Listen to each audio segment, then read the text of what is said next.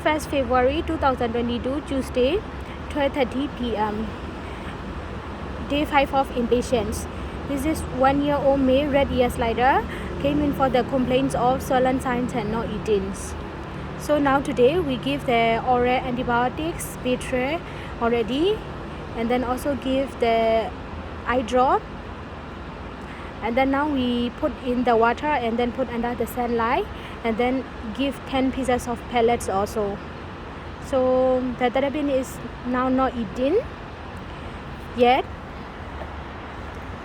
For the eyes is okay. Most of the eyes are not swollen and can open.